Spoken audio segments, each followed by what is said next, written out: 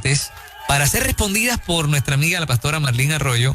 En este segmento se ha vuelto uno de los favoritos de la gente, sin duda alguna, porque se responden las preguntas de cantidad de gente. Las preguntas nuestras son las preguntas de la gente. Así mismo es. Así es y bien interesantes, cada semana se ponen más interesantes. Bueno, y la pastora contestó una pregunta, quiere contestar una pregunta que yo estoy planteando desde esta historia. Muchachos, escuchen esto. A ver. Voy a ser sincero. En ocasiones yo paso por un tramo en las montañas, cuando voy para mi casa, y yo observo entre tantos árboles bonitos, hay uno, oigan esto, hay uno que siempre que miro para donde él, no lo hago intencional, simplemente cuando de repente mi mirada, en muchas ocasiones, cuando mi mirada se topa con ese árbol, yo veo una imagen de una persona, de un hombre ahorcado. Yo sé que esto suena bien oscuro, ¿verdad? Y no quiero herir sensibilidades, pero es lo que veo. De repente digo, bueno, no sé, a lo mejor las formas de alguna de esas ramas me hace ver una cosa, ¿verdad? Y no tiene nada que ver con nada. Pero tal vez tiene alguna explicación. Tal vez no, tal vez sí. Me voy a atrever a plantearlo, fue lo que decidí esta mañana. Porque de repente se convirtió en una preocupación, ¿verdad?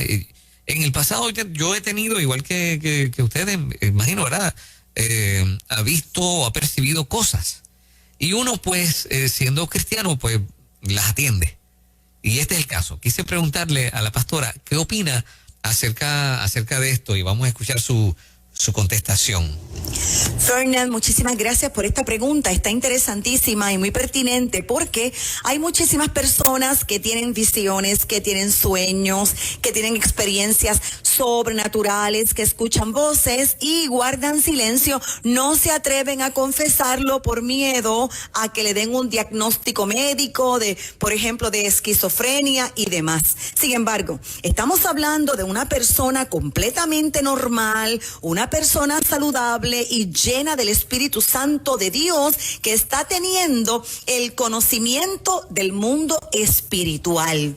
Y es que este conocimiento del mundo espiritual es una facultad que proviene de Dios, de la unción profética. Y para comprender cómo funciona el mundo espiritual, tenemos que analizar precisamente esta unción profética en todo el contexto de lo que significa, porque es a través de ella que vamos a recibir la revelación completa. El mover profético va mucho más allá de simplemente decir así te dice el Señor o tener una visión. No, es un ámbito completamente diferente al nuestro. Es la entrada al reino invisible de Dios. Es el instrumento usado por Dios para hacerlo visible, audible y palpable. Y esto lo hace real y permite que todos nosotros, obviamente bajo la voluntad, el señorío del Padre Eterno, podamos penetrar y extraer toda la riqueza y el conocimiento de su sabiduría.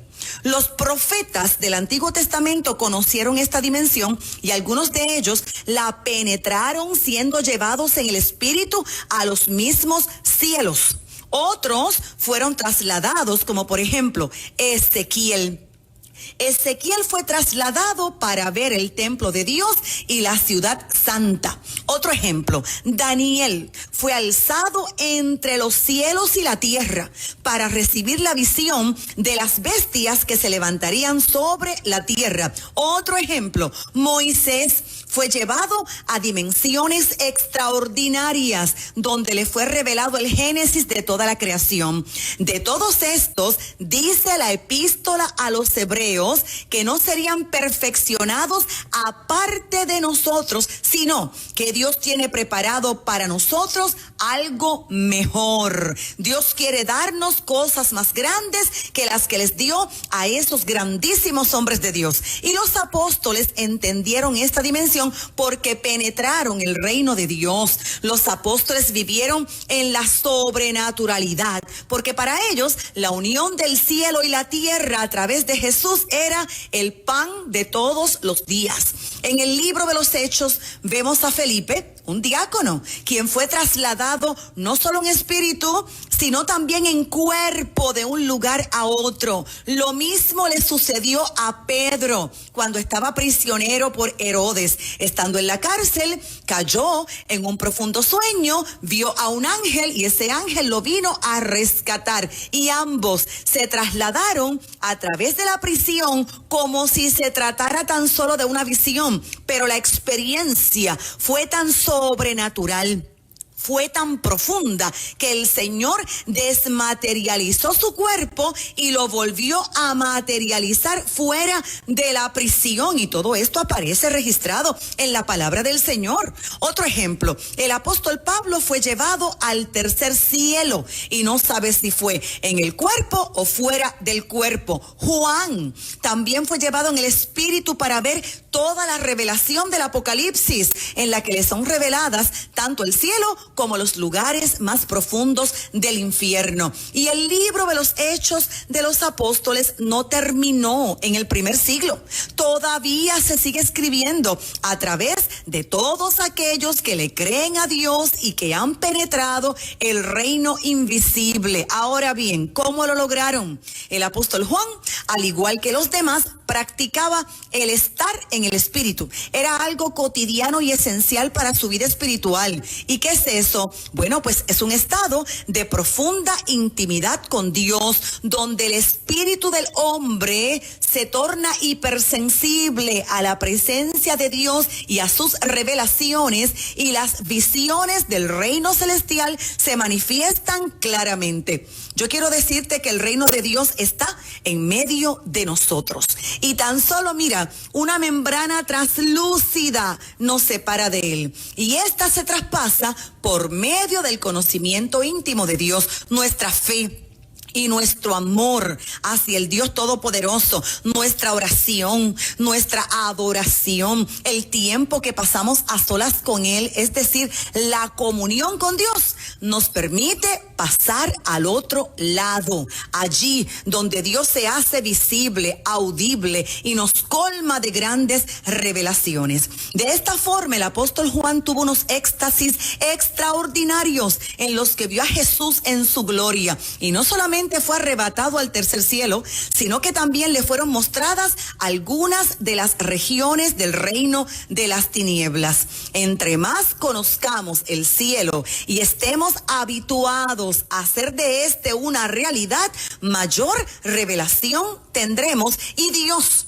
nos dará a conocer los lugares secretos de nuestro enemigo. En la presencia de Dios le fueron reveladas a Juan varias de las regiones espirituales. Él fue llevado al cielo para ver lo que iba a acontecer, pero a partir del capítulo 13 de Apocalipsis vemos al apóstol Juan siendo trasladado de un lugar a otro, empezando por el mar, que no es un océano terrenal, sino un mar espiritual, donde se observó el surgimiento de la bestia. Y yo quiero que usted note que él está presenciando el reino de las tinieblas, dice la palabra del Señor en Apocalipsis 13:1. Y yo me paré sobre la arena del mar, y vi una bestia subir del mar que tenía 7 cabezas y 10 cuernos, y sobre sus cuernos 10 diademas, y sobre las cabezas de ella nombre de blasfemia. Entonces, si estamos hablando de una persona llena del Espíritu Santo,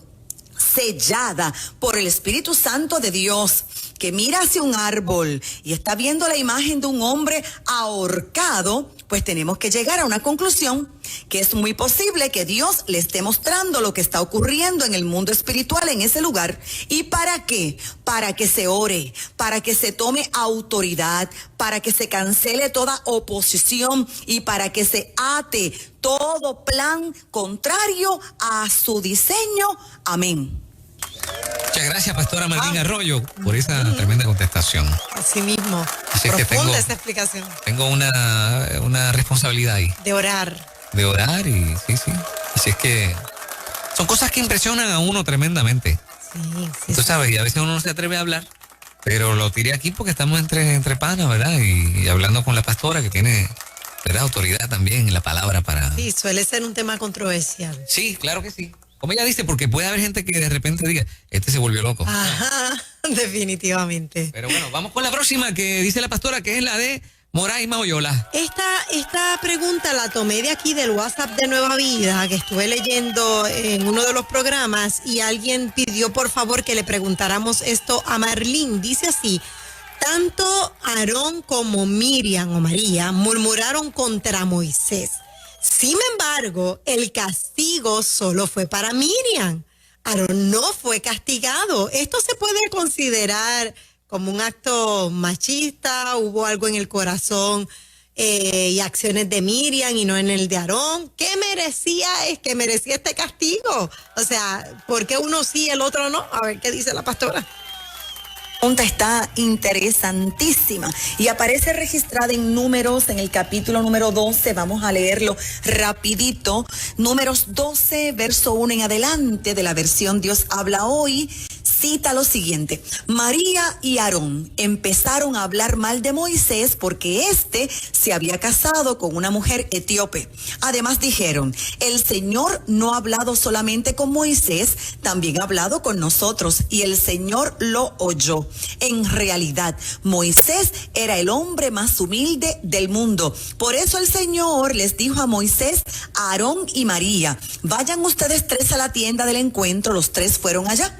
Entonces el Señor bajó en una espesa nube y se colocó a la entrada de la tienda, y luego llamó a Aarón y a María, y cuando ellos se presentaron, el Señor les dijo: escuchen esto que les voy a decir. Cuando hay entre ustedes un profeta de mi parte, yo me comunico con él en visiones y le hablo en sueños, pero con mi siervo Moisés no lo hago así.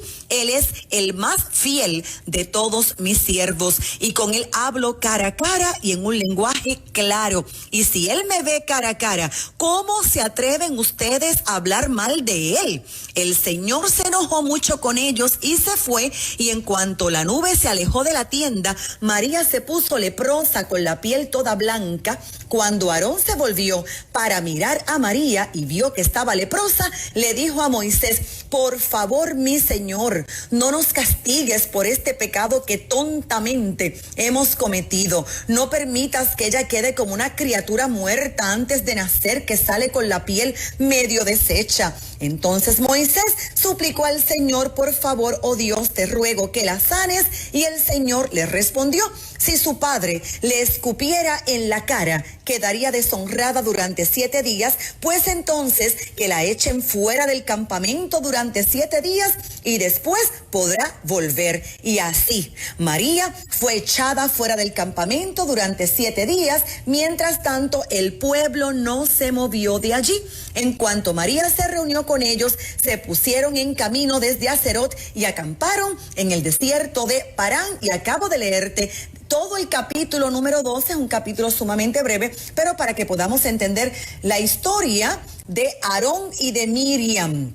Esta versión Dios habla hoy la llama María, pero la mayoría de las versiones la llama Miriam. Ahora, Miriam, hermana de Moisés y de Aarón, una profetisa, sí señor, una líder entre el pueblo de Israel y una persona que desempeñó un papel sumamente importante en la liberación de Egipto del pueblo de Israel. Pero cuando leemos Números, podemos ver la interacción entre los tres hermanos con el Señor, y el Señor actuando como un padre mediador cuando María o Miriam y Aarón hablaron en contra de Moisés. Si solamente leemos Números 12, pues es sumamente difícil de entender, porque parece un acto machista donde los dos, tanto Aarón como su hermana, estaban murmurando, y solamente a ella le dio lepra. Sin embargo, tenemos que considerar que Dios conoce los corazones, y da la impresión que fue Miriam la que inició la conversación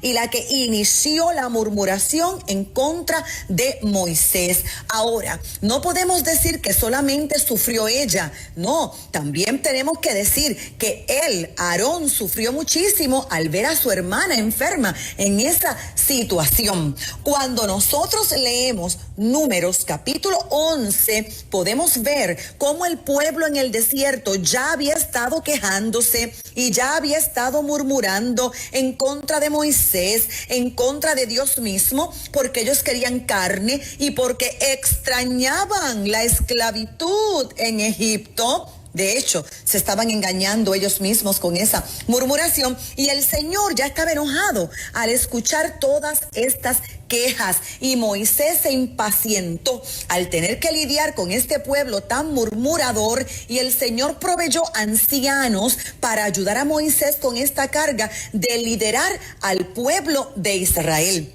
Luego viene su hermana, la profetisa María o Miriam y Aarón, y comienzan a hablar también en contra de su hermano Moisés y vemos al Señor sumamente enojado. Ahora, repito, puede ser confuso el hecho de que solamente Miriam y no Aarón fuera castigada con lepra, pero cuando nosotros vemos la reacción de Aarón suplicándole a Moisés, su hermano menor, que por favor orara para que la lepra abandonara el cuerpo de su hermana, podemos ver la angustia que sufre un hermano por su hermana. Aarón también sufrió, aunque de una forma diferente. Tal vez es un caso en que la hermana mayor también está sufriendo el castigo de su hermano menor. Y esta historia nos demuestra algo muy importante que me parece que es la moraleja para nosotros. Y es que Dios toma muy en serio la falta de confianza y la murmuración en contra de Dios y en contra de los líderes escogidos por el Señor. Y en este caso particular Moisés. Y también vemos cómo el pecado afecta no solamente a la persona que lo está cometiendo, el pecado afecta a todo el entorno. ¿Por qué? Porque toda la comunidad, todo el pueblo de Israel no podía moverse porque Miriam estaba siendo procesada y se vieron obligados a esperar a esta mujer por 7 días. Pero para concluir mi respuesta, vamos con un poco de fe, de esperanza. Ciertamente nuestros pecados tienen consecuencias, lo creamos o no, y Dios toma el pecado muy seriamente, aun cuando el pecador no lo toma con suficiente seriedad.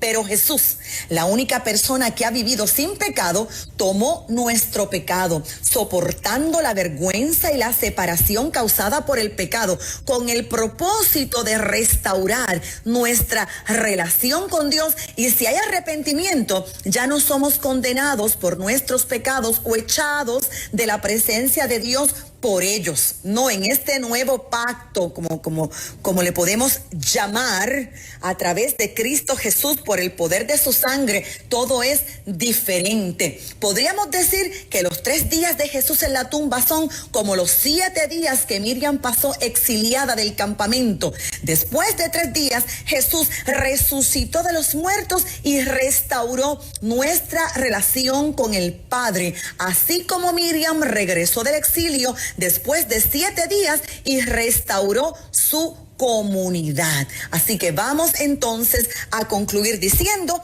Dios conoce los corazones, Dios pesa los corazones. El pecado siempre trae sufrimiento, el pecado siempre trae consecuencias, pero hoy es un buen día para recibir a Jesús y para arrepentirnos. El reto de los teólogos, ahí estaba. Así mismo, ya rapidito, la oyente está escribiendo gracias. Ella no vive aquí, está en Puerto Rico, pero nos está escuchando y está agradeciendo. Los oyentes Poderosa. se pasan escribiendo constantemente a distintos segmentos. Sí. Estos segmentos de Biblia que manejamos, ¿verdad? Con Magdiel, con Marlene, pues se convierten en uno de los segmentos favoritos para que la gente haga preguntas. De hecho, ayer Magdiel trajo el ángulo bien interesante de los elementos del incienso, el oro y la mirra. Ajá. Sí. Como unos elementos de comercializar en Egipto para el tiempo en que, ¿verdad? El Señor nació, Jesús nació, y cómo en parte era parte de la provisión de Dios hacia ellos, de darle elementos que se podía negociar con ellos, que tenían un valor, etcétera. Los oyentes escriben si hay otro tipo o se le añade de interpretación al incienso, al oro y la mirra que tengan que ver con el ministerio de Jesús o el desempeño del ministerio de Jesús. Okay. Le tiré la pregunta a Marlene. Qué bien, qué bien. La tiré a ella. Vamos a ver qué contesta. A ver. El significado del oro, el incienso y la mirra. Antes de responder, quiero decir que, a diferencia de lo que muchos creen, los magos llegaron primero a Jerusalén y no a Belén. después que nació Jesús y no estuvieron presentes tampoco durante su nacimiento, sino que posteriormente, cuando fueron a Belén, la Biblia dice que entraron en la casa y vieron al niñito, no dice bebé o recién nacido, lea de asignación Mateo capítulo 2 versos 1 y 11, de modo que es obvio que para que cuando los magos visitaron a Jesús, la familia ya se había mudado a una vivienda normal y jamás lo encontraron en un pesebre. Con eso aclarado, sí llegaron unos sabios de Oriente, no sabemos la cantidad de sabios, pero llegaron con oro, con incienso y con mirra. El oro entregado por ellos a Jesús era un reconocimiento a su realeza. Representa el homenaje que se les rinde a un rey. Cuando los sabios le ofrecieron oro a Jesucristo, estaban reconociendo su poder y su autoridad como rey. También le entregaron incienso, un homenaje supremo a su divinidad, porque en el caso del incienso, que es una resina aromática que al quemarse produce un olor especial, se usa en ciertos templos como expresión de alabanza y de adoración. Y este regalo es el ideal para uno a quien consideramos como nuestro Dios todopoderoso. Finalmente, la mirra fue un anuncio a sus padecimientos como redentor. Mirra es un regalo que deja a más de uno reflexivo, no solo por sus propiedades medicinales, sino que algunos teólogos consideran que al ser una resina aromática que se usa en medicina, sobre todo para embalsamar cadáveres, pues no era un presente apropiado para un rey, para un niño, ni para un dios, sino para un cadáver. Pero, ¿por qué se lo ofrecieron?